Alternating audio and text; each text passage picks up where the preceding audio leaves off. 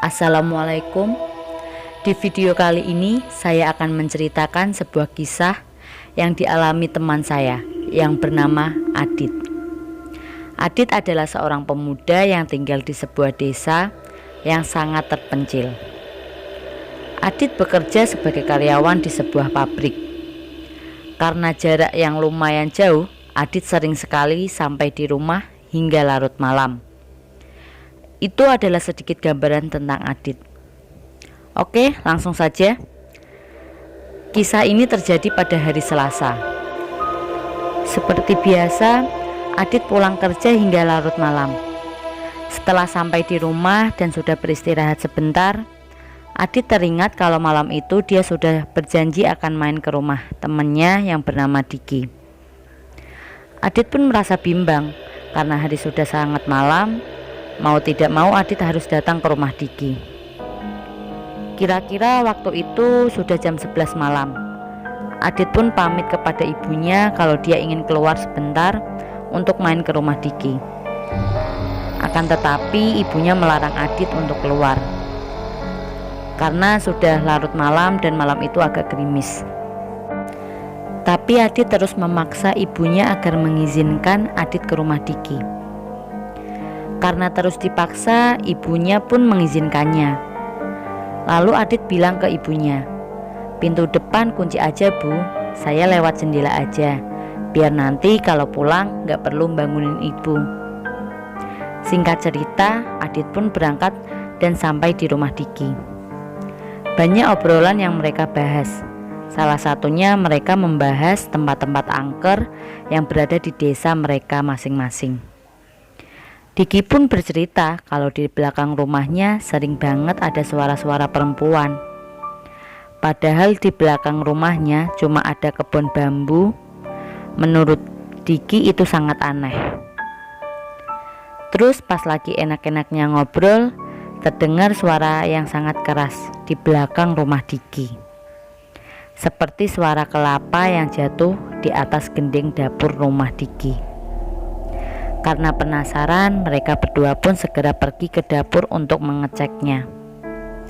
Akan tetapi setelah dilihat, nggak ada sedikit pun gendeng dapur rumah Diki yang rusak. Karena tiba-tiba Adit merasa merinding, Adit pun mengajak Diki kembali ke ruang tamu. Nggak terasa jam pun sudah menunjukkan pukul 1 malam. Adit pun berpikir harus segera pulang. Akan tetapi Adit merasa bimbang karena jarak rumahnya yang lumayan jauh dan harus melewati tempat-tempat yang sepi dan terkenal angker. Singkat cerita, Adit pun berpamitan dengan Diki. Sebenarnya Diki menyarankan agar Adit tidur di rumahnya. Akan tetapi Adit menolaknya karena dia ingat bahwa jendela rumahnya yang tidak terkunci. Setelah itu Adit pun pulang. Di perjalanan, Adit pun semakin merinding. Akan tetapi Adit tidak terlalu menghiraukannya.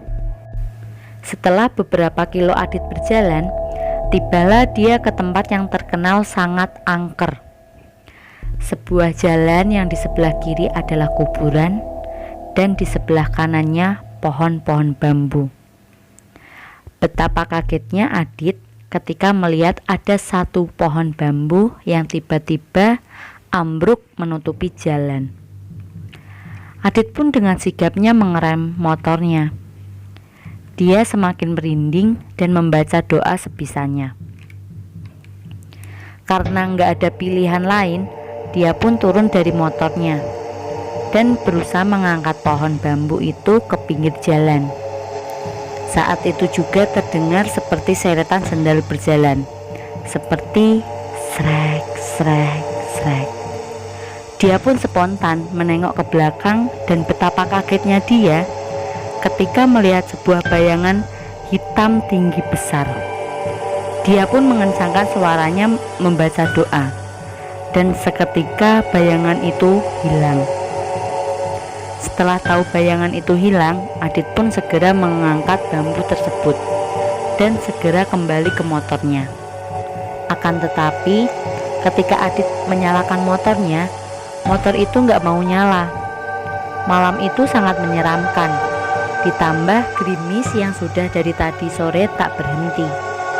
Setelah berusaha berkali-kali, tapi motornya tidak mau nyala. Adit pun berniat mendorongnya. Dengan pasrah dan hati yang ketakutan, Adit mencoba tetap mendorong motornya. Setelah mendorong motor beberapa meter, Adit merasa motornya sangat berat. Sampai-sampai dia seperti tidak lagi kuat mendorongnya. Karena merasa ada yang aneh, dia pun mencoba melihat ke belakang. Dan disinilah hal yang tidak akan dilupakan olehnya. Sesosok perempuan berambut panjang duduk di jok motornya. Seketika itu pun dia pingsan dan ambruk. Singkat cerita, ketika dia tersadar, dia sudah berada di rumahnya. Dengan suasana yang lumayan ramai karena banyak tetangganya yang datang. Salah satunya ada seseorang yang dianggap sesepuh di desanya dan mengatakan bahwa Adit diganggu oleh makhluk halus yang ada di sana.